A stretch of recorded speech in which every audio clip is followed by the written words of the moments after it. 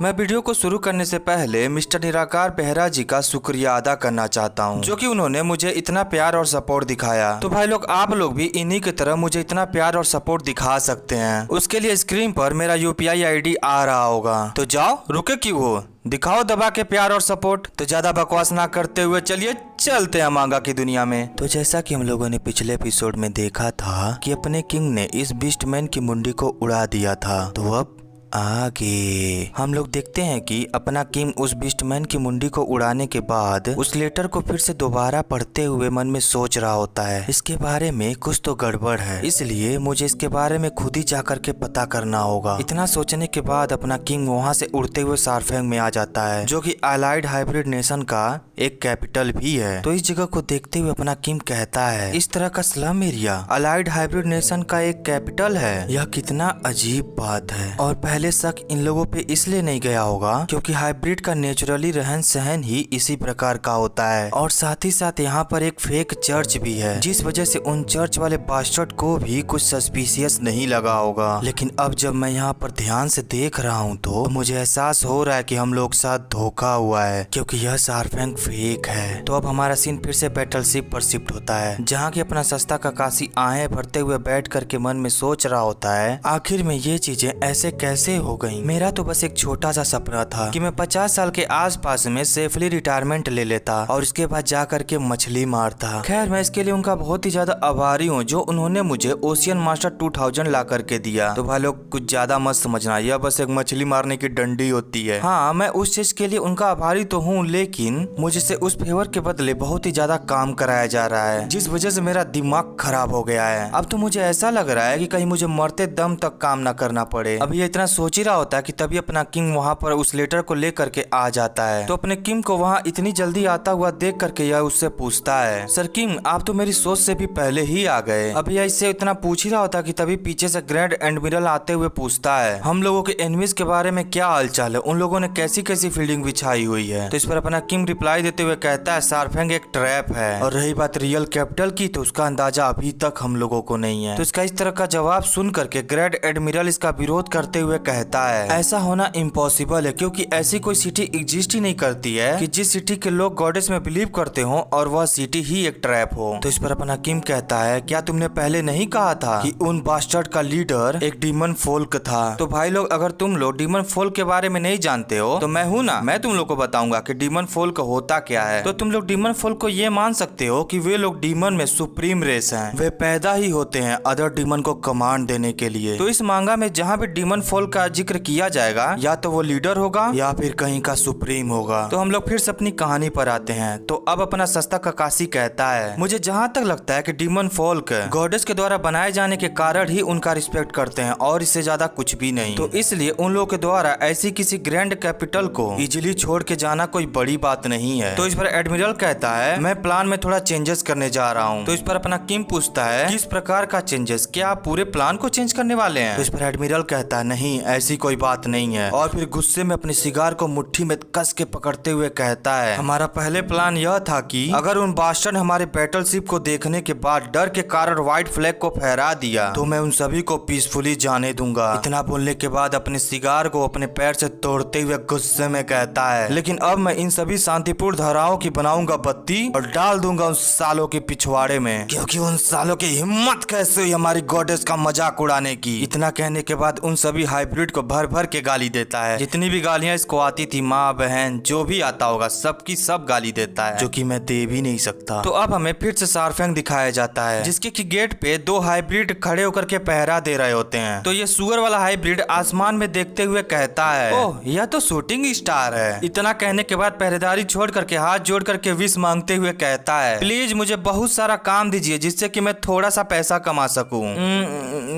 नहीं, प्लीज मुझे थोड़ा सा काम दीजिए जिससे कि मैं बहुत ही ज्यादा पैसा कमा सकूं। तो ऐसा तो सभी लोग चाहते हैं, जिनमें कि मैं भी आता हूँ, लेकिन मेरा विश पहले वाला ही पूरा होता है, जिनमें कि मैं काम तो बहुत ही ज्यादा करता हूँ लेकिन अर्निंग चुल्लू भर होती है। अभी आंखें बंद करके इतना विश मांग ही रहा होता है कि तभी इसको गौरम है का एहसास होता है, जिसकी वजह से जब अपनी एक आंख खोल करके आसमान की ओर देखता है, और जब आसमान की ओर देखता है तो उसकी पूरी की पूरी दुनिया हिल जाती है। तो ये मन में सोचता है, मम्मी लगता है कि मैंने कुछ गलत विश मांग लिया। तो अब हम लोग देखते हैं उन बड़ी बड़ी बड़ी बैटलशिप को, जो कि पूरे साइफेंग को आग की धकधकती हुई लपटों में झुलसा रहे होते हैं। तो ये सब देखते हुए एडमिरल कहता है, तुम बास्टर्ड डीमन की हिम्मत कैसे हुई हमारे फेथ का मजाक उड़ाने की। इतना बोलने के बाद आर्मी वालों को कमांड देते हुए कहता है, जल्द से जल्द गोले को लोड करो, जिससे कि आज ग्रैंड कैथेड्रल को राख में बदला जा सके। तो बस ये सुनने की ही देरी थी कि तय गोले पे गोला, तय गोले पे गोला फायर होने लगता है। तो ग्रेट एडमिरल को इस तरह से गाली देता हुआ और चिल्लाता हुआ देख करके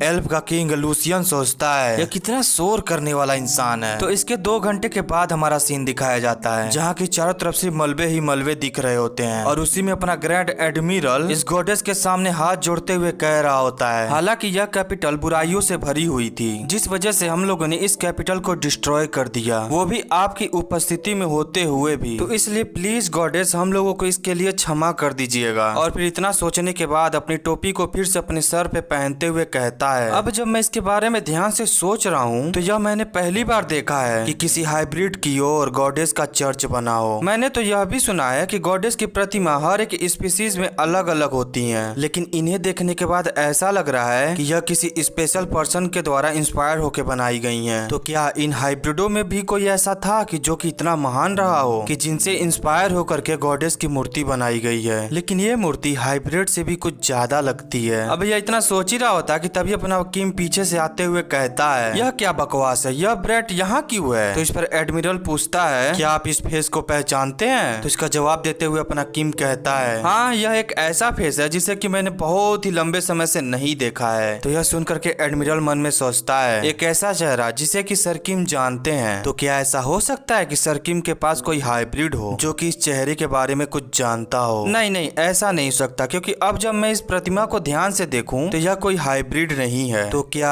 कहीं ऐसा तो नहीं कि यह चर्च स्टेट से रिलेटेड हो। तो भाई लोग, तुम लोगों को मैं पहले ही कुछ चीजें क्लियर कर देना चाहता हूँ कि यहाँ हाइब्रिड का मतलब यह है जो कि इंसान और जानवरों के मेल से बना हो, और जो प्योर डीमन और प्योर बीस्ट हैं उनको हाइब्रिड नहीं कहा जाएगा, लेकिन वे भी इस कांड में जुड़े हुए हैं। तो बस अब समझ जाना, जहाँ भी हाइब्रिड की बात होगी वहाँ इंसान और जानवर या फिर इंसान और डेमन के मेल से बना हुआ चीज को ही हाइब्रिड कहा जाएगा। तो बस बैक टू द टॉपिक, जो अपना एडमिरल यह सोचता है कि यह कहीं चर्च से रिलेटेड तो नहीं ना है, जिस वजह से वह शॉक्ड होते हुए मन में सोचता है, अगर यह चर्च स्टेट से कोई है जो कि सर किम से भी परिचित है तो वे लोग शायद उसके कॉमरेड हो सकते हैं जिन्होंने इसके साथ मिल करके डीमन किंग को हराया था। इतना सोचने के बाद पीछे मुड़ते हुए अपने किम से कहता है, क्या ऐसा हो सकता है कि यह हमारी प्रीवियस सेंटेंस, अभी यह इससे ज्यादा कुछ बोल पाता उससे पहले ही अपना किम कह देता है, यह डीमन किंग है। तो अपने किम को इस मूर्ति को डीमन किंग बोलता हुआ देख करके यह एडमिरल पसीना पसीना होते हुए एक बार और कंफर्म करने के लिए पूछता है, आपने अभी अभी क्या कहा, क्या आपने अभी अभी डीमन किंग कहा। नहीं, ऐसा नहीं हो सकता, मैंने ये क्या कर दिया, मेरे ये दोनों हाथ,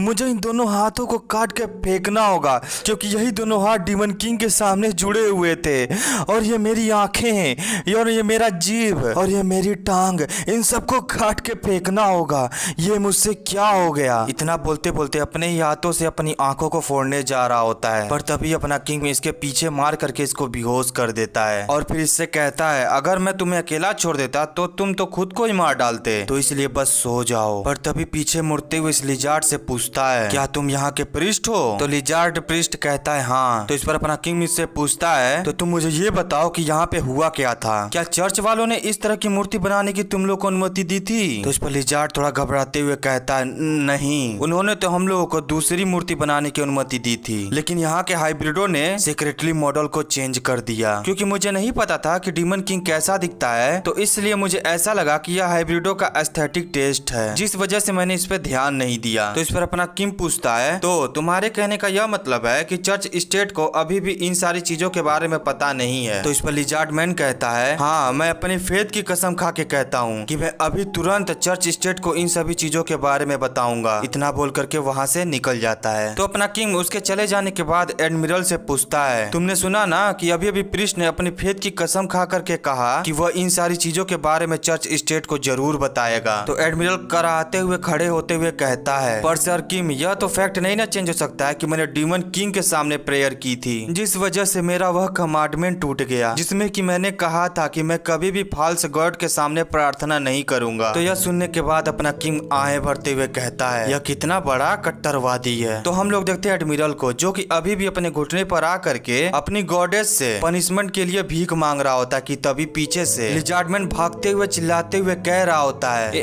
एक मुसीबत आ पड़ी है क्योंकि पोप ने होली वार की घोषणा कर दी है। तो यह सुनने के बाद एडमिरल फॉर्म में आते हुए खड़ा होकर के इससे पूछता है होली वार, क्या तुमने अभी अभी कहा होली वार? तो इसका रिप्लाई देते हुए लिजार्डमैन कहता है हाँ आपने सही सुना, क्योंकि पोप ने यही कहा है कि इस घिनौने काम के लिए उन घिनौने हाइब्रिडों को माफ नहीं किया जाएगा। तो यह सुनने के बाद अपना एडमिरल आग बबूला होते हुए कहता है यही मेरे पास एक मौका है जिससे कि मैं गॉडेस के सामने अपने पापों का पश्चाताप कर सकता हूँ। तो इसलिए तुम लोग बस मेरा इंतजार करो, तुम डिस्गस्टिंग डीमन बास्टर्ड। तो अब हमें होली वार के डिक्लेरेशन के कुछ दिन के बाद का सीन दिखाया जाता है, जहाँ की ये दोनों होली नाइट और सेंटेस की कैंडिडेट इन बैटलशिप की ओर बढ़ रही होती है। तभी होली नाइट इन बैटलशिप को देखते हुए कहती है मैंने ऐसा कभी पहले सोचा ही नहीं था कि ग्रैंड कॉन्टिन में इस तरह के विशालकाय जहाज बनाने की क्षमता थी। अब मैं जब इस चीज को ध्यान से देखती हूँ तो कितना सरप्राइजिंग लगता है। तो इसकी इस तरह की बातें सुनने के बाद सेंटेस की कैंडिडेट एना कहती है क्या तुमने इससे पहले इंफॉर्मेशन के बारे में नहीं सुना था, तो तुम अब इतना सरप्राइज क्यों हो रही हो? तो इस पर होली नाइट कहती है इस चीज को रियल लाइफ में देखना थोड़ा सा डिफरेंट लगता है, लेकिन अब मुझे ऐसा लगता है कि मुझे अपने इस तरह के इंस्टिंक्ट को थोड़ा कंट्रोल में रखने की जरूरत है। तो इस पर एना कहती है खैर आप जैसा चाहें वैसा करें। इतना कहने के बाद बीती पिछली बातों को याद करते हुए मन में सोचती है होली नाइट और चर्च स्टेट एक ही थाली के चट्टे बट्टे हैं, तो इसलिए मैं इनमें से किसी पर भी भरोसा नहीं कर सकती। अब ये लोग इस तरह की बातें कर ही रहे होते हैं कि तभी अपना किम वहाँ पे आ जाता है। तो अपने किम को देखते हुए होली नाइट कहती है टीचर, पर तभी पिछली बातों को याद करते हुए घबराते हुए मन में सोचती है वेट, अगर हम लोग इस तरह से मिलते हैं तो इसलिए तुरंत सेंटेस की ओर मुड़ते हुए सेंटेस से कहती है सेंटेस कैंडिडेट अभी आपको आराम करने की जरूरत है। पर अपनी सेंटेस इसकी बातों पर ध्यान न देते हुए कहती है मैं यहाँ पर होली वार को सपोर्ट करने आई हूँ। तो इसको इस तरह से बर्ताव करता हुआ देख करके होली नाइट मन में सोचती है ये क्या है, क्या वो पिछली घटना के बारे में भूल चुकी है? और इधर अपना किम इन दोनों को देखते हुए मन में सोच रहा होता है क्या इन दोनों को चर्च स्टेट ने सपोर्टर के रूप में भेजा है? और इधर अपनी एना भी अपने मन में अलग ही खिचड़ी पका रही होती है कि चर्च स्टेट द्वारा बनाया गया एक ह्यूमन वेपन जो कि ग्रेट नाइट है और दूसरी मेरी ही तरह एक मॉन्स्टर है। तो इसलिए मुझे इस वार के खत्म होने से पहले ही इनमें से किसी एक से छुटकारा पाना ही होगा। इतना सोचने के बाद एना अपने किम से पूछती है सर गार्डियन नाइट, क्या मैं आपसे इस युद्ध की स्थिति के बारे में पूछ सकती हूँ? तो तभी पीछे से अपना सस्ता ककाशी कहता है मैं आपको इसके बारे में इंफॉर्मेशन देता हूँ। हम लोग इन कुछ दिनों से हाइब्रिड अलाइड नेशन के रियल कैपिटल के बारे में पता करने की कोशिश कर रहे हैं, जिस वजह से हम लोगों ने कुछ सिटीज को सिलेक्ट भी किया है जिनमें से शायद कोई हाइब्रिड अलाइड नेशन का कैपिटल भी हो सकता है। तो इसलिए मेरी योजना यह है कि हम लोगों को अपने सैनिकों को वहाँ भेजना चाहिए और अटैक करवा देना चाहिए, जिससे होगा ये कि इनमें से अगर कोई कैपिटल ना भी हुआ तो भी उनकी बड़ी पावर घट जाएगी। तो इस पर होली नाइट पूछती है तो अच्छा तुम मुझे ये बताओ कि वे शहर कहाँ है? तो इस पर अपना सस्ता ककाशी एक लेटर देते हुए कहता है ये रहा, इसमें पूरा प्लान और लोकेशन की इंफॉर्मेशन है। तो इसके बाद हमारा सीन हाइब्रिड अलाइड नेशन के बिजनेस कैपिटल राउंड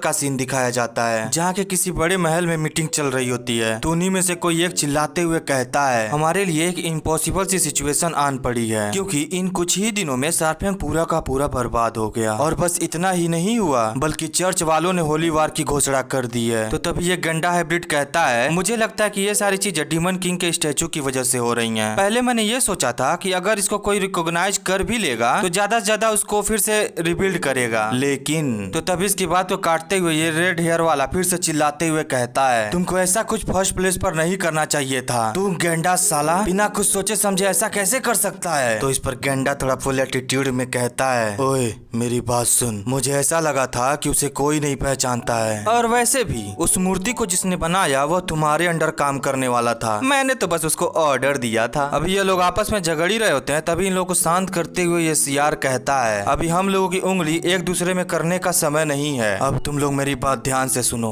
इसका तो मतलब यही हुआ इस वार में ऐसा कोई पर्सन एंट्री ले चुका है जो कि डीमन किंग के चेहरे को पहचानता है। तो यह सुनने के बाद यह हिरन वाला हाइब्रिड भी कहता है तो फिर मुझे ऐसा लगता है कि शायद इस वार में ग्रैंड कॉन्टिन का राजा या फिर सर किम ने एंट्री ले लिया है। और फिर किसी घटना को याद करते हुए कहता है वह कोई ऐसा है जिससे कि डर भी थर थर कांपती है, क्योंकि वह डीमन से भी बड़ा डेविल है जिसने कि पूरे फ्लैट फील्ड को ही अपनी धधकती हुई ज्वाला की लपटों में समाहित कर दिया। तो इसके बाद हमें राउंड यानी कि इस कैपिटल के बाहर का सीन दिखाया जाता है, जहाँ की अपने किम के साथ साथ ये तीनों भी आए हुए होते हैं। तो अपना किम सस्ते ककाशी इससे कहता है मुझे खुशी है कि यह इवेंट कुछ ज्यादा ही सिंपली गुजरने वाला है। तो इस पर अपना सस्ता ककाशी कहता है क्या आप इस सिटी पर हमला करने की बात तो नहीं ना कर रहे हैं। तो अपना किम कहता है मेरा मतलब यह है कि उन्होंने कैसे कहा कि यहाँ पर किसी भी सर्वाइवर को नहीं छोड़ना है। इन लोगों की अजीबोगरीब बातें। भाई मैं तुम लोग को सच्ची सच्ची बता रहा हूँ, इन लोगों का कन्वर्जेशन अब अजीबोगरीब होता है। कुछ समझ में आती हैं और कुछ सर के ऊपर से जाती हैं। तो कितना तो मैं स्किप कर देता हूँ, लेकिन फिर भी अब क्या ही कर सकते हैं, जो है सो यही है। तो उसके बाद सस्ता ककाशी रिप्लाई देते हुए कहता है लगता है कि आपने उन लोगों की बातों को कुछ ज्यादा ही सीरियस ले लिया है। तो अपना किम इसकी बातों पे ध्यान ना देते हुए इसको प्लान समझाते हुए कहता है मैं उनका ध्यान भटकाऊंगा ताकि चर्च स्टेट की टीम इस सिटी में इंटर हो सके। और तुम? तो सस्ता ककाशी कहता है हाँ मुझे याद है, मैं उस मटेरियल को ढूंढने की तैयारी करूंगा जिसके के बारे में राजा ने कहा था। तो इस पर अपना किम कहता है चलो फिर ठीक है, इस चीज को स्टार्ट करते हैं। इतना बोलने के बाद वहाँ से छलांग मारते हुए आसमान में चला जाता है और आसमान में जाने के बाद अपने आप को एक ड्रैगन में चेंज कर लेता है। तो इस वॉल पर खड़े हुए बीस्टमैन जो कि इस वॉल को गार्ड कर रहे थे, जब वो इतने बड़े ड्रैगन को देखते हैं तो चौंकते हुए चिल्लाते हुए कहते हैं यह एक एनिमी है। तो हम लोग देखते हैं अपने किम को जो कि अपने मुंह से फायर ब्रेथ को रिलीज करने ही वाला होता है कि तभी साइड से कोई तीर का हमला कर देता है जो कि सीधा जा करके इसके मत्थे में लगती है। तो वो पर्सन जिसने कि इस तीर को फायर किया था वो कहता है बस थोड़ा सा, बस मैं थोड़ा सा ही चूक गया, नहीं तो ये तीर बस उसकी आंखों में घुसने ही वाली थी। तो अपना किम इसकी ओर मुड़ते हुए अपनी पूंछ को दो छोटी छोटी पॉइजनस फिश में चेंज करके इसकी ओर थ्रो कर देता है जो कि सीधा जा करके इसकी चेस्ट में घुस जाती हैं, जिसकी वजह से यह तड़प तड़प के मर जाता है। तो इसको इस तरह से तड़प तड़प के मरता हुआ देख करके अपना किम मन में सोचता है क्या मैं थोड़ा सा और खेल लूं। इतना सोचने के बाद अपने मुंह से ड्रैगन ब्रेथ को रिलीज करने जा ही रहा होता है कि तभी इसके मुंह में फिर से एक और तीर का हमला होता है जिसकी वजह से इसके ब्रेथ का फायर इसी के मुंह को जलाने लगता है। तो हम लोग देखते हैं दूसरा तीर किसी और ने नहीं बल्कि सेंटेस की कैंडिडेट एना ने किया होता है। तो अपना किम उसी जलती हुई अवस्था में इससे पूछता है तुमने ऐसा क्यों किया। तो इस पर एना कहती है तुमने क्या सोचा था कि मैं भूल जाऊंगी, तू सन ऑफ अ बिच, तू मेरे बड़े भाई का दुश्मन है। तो किम कहता है तुम क्या कह रही हो, मुझे कुछ समझ नहीं आ रहा है। तो एना गुस्से में फिर से तीर को लोड करते हुए कहती है तुमको नहीं पता है तो ये लो एक और शॉट खाओ, फिर शायद तुमको कुछ याद आ जाए। इतना बोल करके उस तीर को फायर कर देती है जो कि जाता हुआ अपने किम के कंधे में छेद कर देता है। तो इस छेद को देखते हुए अपना किम कहता है इन छोटे मोटे वार से मुझको क्या ही फर्क पड़ेगा, वैसे भी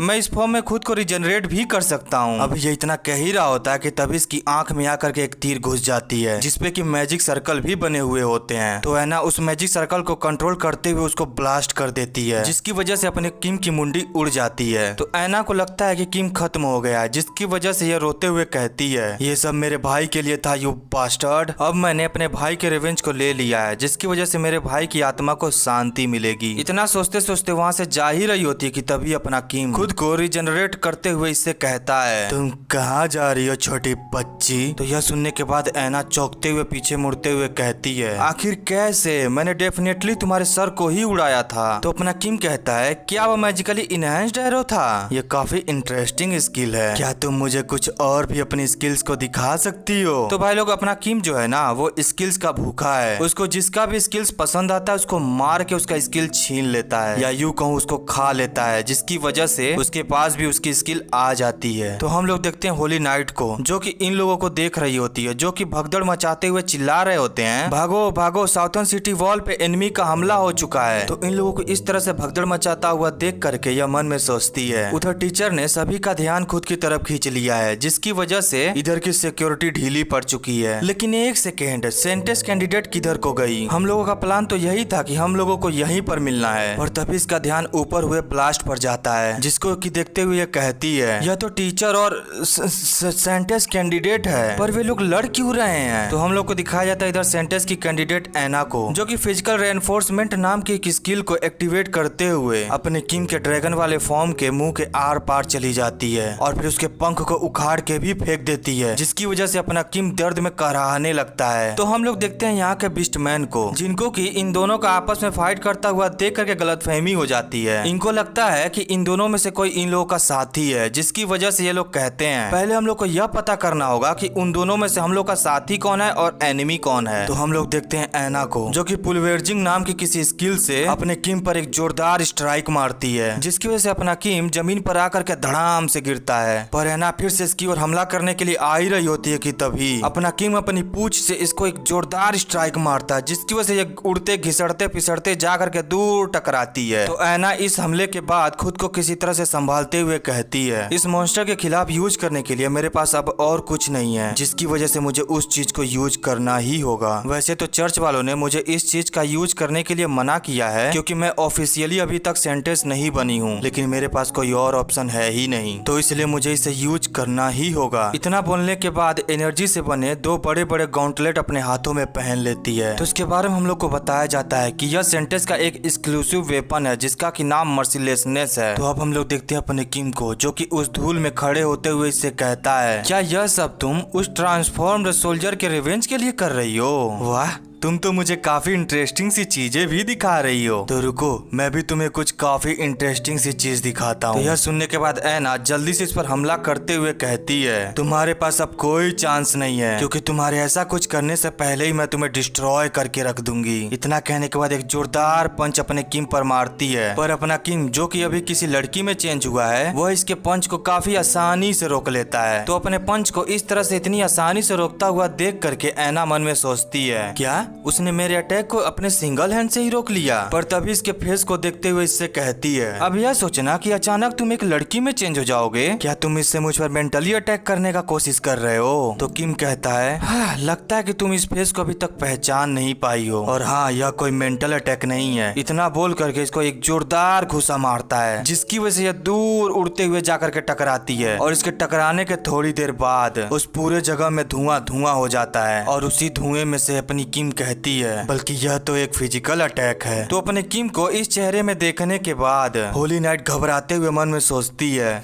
यह फेस तो प्रीवियस सेंटेंस का है, तो क्या ऐसा कुछ करना मेटामॉर्फन के लिए पॉसिबल है? नहीं, ऐसा हो ही नहीं सकता कि ऐसा कोई रास्ता हो। वह रीजन जिसकी वजह से वह खुद को मेटामॉर्फन कहता है, वह तो बस आउटसाइड वर्ल्ड को मूर्ख बनाने के लिए है, लेकिन उसकी ट्रू एबिलिटी तो यह है कि वह किसी भी फिजिकल बॉडी में ढल सकता है जिसको कि उसने पहले खाया हुआ हो। लेकिन एक सेकेंड, यह फैक्ट कि वह अभी अभी पिछली सेंटेंस के रूप में ट्रांसफॉर्म्ड हुआ था, तो इसका मतलब तो यही है कि उसने पिछली सेंटेंस को खाया है। तो इसका मतलब तो यही है कि मैं भी एक सेंटेंस में चेंज हो सकती हूँ अगर मैंने भी किसी सेंटेंस को खा लिया तो बस इतना सोचते इसका भी डेविल फॉर्म बाहर आने लगता है। तो हम लोग देखते हैं अपनी ऐना को, जो कि अधमरी हालत में पड़ी हुई होती है। तो इसको अभी भी जिंदा देख के अपना किम कहता है, क्या यह अभी भी अलाइव है? चर्च स्टेट की टेक्नोलॉजी का यूज करके जो इसे बॉडी मिली है, यह काफी अमेजिंग है। इतना बोल करके बस इसको खत्म करने ही जा रहा होता कि तभी पीछे से कोई कहता है, प्लीज रुक जाइए, और ऐना के सामने जा करके खड़ी हो जाती है। तो इसको इस तरह से हरकतें करता हुआ देख करके अपना किम इससे कहता है, भले ही तुम चर्च स्टेट की पैलादीन हो, फिर भी तुम्हारी हिम्मत कैसे हुई ऐसा कुछ करने की? तो होली नाइट कहती है, मैं अब और आपको इसके साथ ऐसा कुछ करते हुए नहीं देख सकती। तो अपना किम कहता है, तुम आखिर किसके बारे में बात कर रही हो? तो होली नाइट कहती है, लगता कि आप अपने पुराने चेहरे से संतुष्ट नहीं है, जो कि इस प्रकार का कुछ दिखता है। तो अपना किम इसके इस चेहरे को देख करके अपने आप को नॉर्मल करते हुए इससे कहता है, हालांकि तुम अपने ट्रू नेचर को पहले ही जान चुकी हो, लेकिन फिर भी तुम उसको बाहर नहीं आने दे रही हो, तो क्या तुम अपने ट्रू नेचर से डरती हो? तो इस पर होली नाइट कहती है, मैं तुमसे अलग हूँ, क्योंकि मैं कोई मॉन्स्टर नहीं हूँ, मैं तो बस चर्च स्टेट की एक पैलादीन हूँ। तो यह सुनने के बाद अपना किंग वहाँ से पीछे मुड़ते हुए इससे कहता है, हाँ, अभी के लिए तो तुम हो, चलो ठीक है, मैंने अब अपना माइंड चेंज कर लिया है, तो तुमको जो मन करे वो इसके साथ कर सकती हो, क्योंकि यह अभी ऐसे स्टेट में है कि अगर तुम इसके साथ कुछ भी करती भी हो तो भी यह कुछ नहीं कर पाएगी। इतना बोलने के बाद वहाँ से चला जाता है। तो उसके चले जाने के बाद होली नाइट मन में सोचती है, मुझे सबसे पहले रिपोर्ट करने की जरूरत है। इतना सोचने के बाद किसी प्रकार का ट्रांसमिशन सर्कल में बोलते हुए कहती है, मैं होली नाइट, यहाँ पे एक इमरजेंसी आन पड़ी है, क्योंकि सेंटेंस की कैंडिडेट अभी गंभीर चोटों से सफर कर रही है, तो इसलिए हम लोग तुरंत वापस आ रहे हैं। तो अब हम लोग का ध्यान इस खिड़की पर केंद्रित किया जाता है, जिसके की अंदर वही चारों हाइब्रिड होते हैं जो कि शुरुआत में हम लोग को दिखाए गए थे। तो इन्हीं चारों में से एक, जो एक गेंडा था, वो बोलता है, ओए बेडू लोग, बाहर क्या चल रहा है? तो इस पर सीआर कहता है, मैं कुछ देख नहीं पा रहा हूँ, तो इसलिए गेंडे तू थोड़ा साइड नहीं हट पा रहा है? होली शिट, यह भी सिटी कम्प्लीटली डिस्ट्रॉय हो गया। अभी ये लोग बाहर की ओर ताका झाकी कर ही रहे होते हैं कि तभी पीछे से अपना सस्ता ककासी आते हुए एक नाइफ को निकालते हुए इन लोगों से कहता है, फुरलैंड यूनिवर्सल कम्युनिटी के राजा और बिस्टमैन अलाइड पावर के सभी अधिकारी लगता है कि आज यहीं पे उपस्थित हैं। तो इसलिए मेरे पास आज मारने के लिए बहुत ही सारे जानवर हैं। इतना बोल करके डूब डाब करके इन सभी को फिनिश कर देता है। तो ये बेचारे बस चिल्लाने के अलावा और कुछ कर भी नहीं पाते हैं। तो अब हमें उसी जगह के महल के सामने का सीन दिखाया जाता है, जहाँ की राजा इस युद्ध के बारे में बताते हुए कह रहा होता है, हम बिस्टमैन अलाइड पावर के खिलाफ जीत चुके हैं और जिन डीमन के अधिकारियों ने इस जगह पे कब्जा किया था वे सभी भी मारे गए हैं। तो इसलिए अब बिस्टमैन अलाइड पावर डीमन से फ्री हो चुका है। तो अब यहाँ की चीजें धीरे धीरे सब सामान्य हो जाएंगी और अब बारी है उन लोगों को पुरस्कार देने की जिन्होंने इस युद्ध में बहुत ही ज्यादा अपना योगदान दिया है। तो यह सुनने के बाद वहाँ की जनता खुशी से नाचने लगती है कि ये हम लोग जीत गए। तभी अपना सस्ता ककासी राजा के सामने आते हुए कहता है, योर मजेस्टी, यह एक अद्भुत स्पीच थी। तो इस पर राजा कहता है, थैंक यू, और हाँ जाओकिन शिकारियों, तुम्हारे लिए कांग्रेट्स भी। तो अपना रियल नाम सुन करके यह थोड़ा घबराते हुए मन में सोचता है, आखिर ये सडनली मुझे मेरे रियल नेम से क्यों बुला रहे हैं। तो अब राजा इसके कंधे की ओर अपना हाथ बढ़ाते हुए इससे कहता है, मैंने सरकीम से आपके सभी कंट्रीब्यूशन के बारे में सुना, यहाँ तक कि आपने आर्मी को भी लीड किया है ना। तो इसलिए अब आप इसके बाद से रॉयल असैसिन नहीं रहेंगे, क्योंकि अब आप मैसेंजर के रूप में बहुत ही कुछ ज्यादा जानते हैं। तो यह सुन करके और राजा का हाथ अपनी ओर बढ़ता हुआ देख करके इसकी फट जाती है।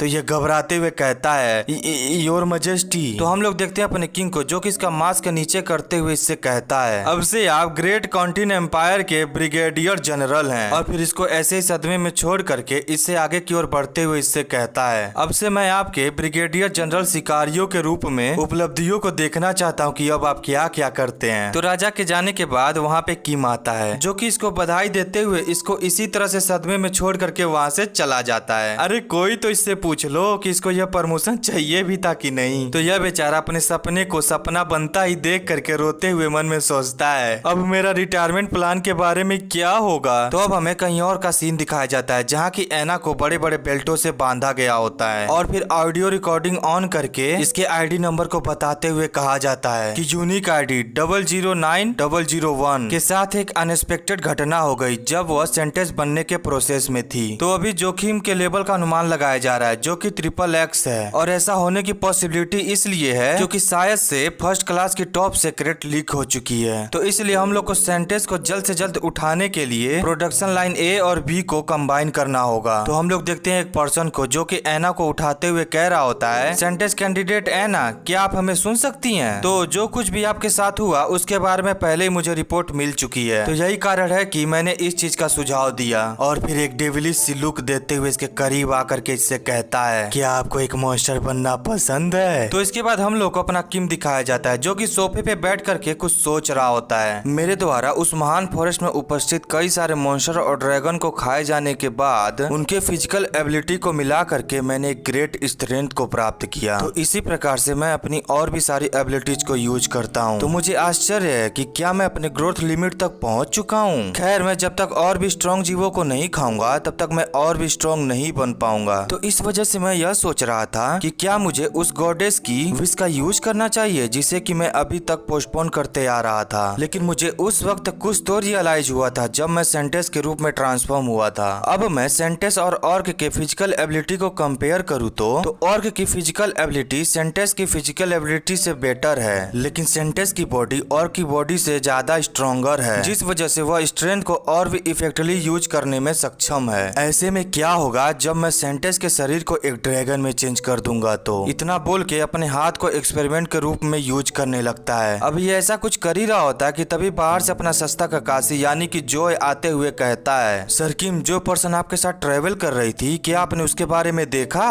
तो अपना किम कहता है, क्या है? तो जोय अपने किम के हाथ को इस तरह से फटता हुआ देख करके इससे पूछता है, सर किम, क्या कुछ गड़बड़ है? तो इस पर किम कहता है, यह तुम्हारे किसी काम का नहीं है। अच्छा तुम ये बताओ, मैंने तो तुम्हें इस वर्दी में पहले कभी नहीं देखा। तो इस पर जोय कहता है, मुझे एक ऐसी वर्दी पहनने के लिए ऑर्डर दिया गया है जो कि मेरे रैंक को दर्शाता हो, तो इसीलिए मैंने इस वर्दी को पहना है। खैर, इन सारी चीजों को छोड़िए, आप पहले इस चीज को देखिए। तो अपना किंग उस पेपर को उठाते हुए कहता है, एक न्यूज़पेपर? लेकिन मैं पॉलिटिक्स में इंटरेस्ट नहीं रखता हूँ। लेकिन तभी इसका ध्यान किसी चीज पे जाता है जिसमें कि लिखा होता है, पैलाडिन लियोन यानी कि होली नाइट अब नहीं रही, जो कि ग्रेट कॉन्टिन्स के प्रोटेक्टर की एक लौती स्टूडेंट थी। तो इससे तो ये साफ साफ जाहिर हो जाता है कि ये चर्च वाले भी कुछ दूध के धुले हुए नहीं है। तो बस आज के लिए इतना ही, मिलते हैं किसी और एपिसोड में, तब तक के रहिए। Bye bye.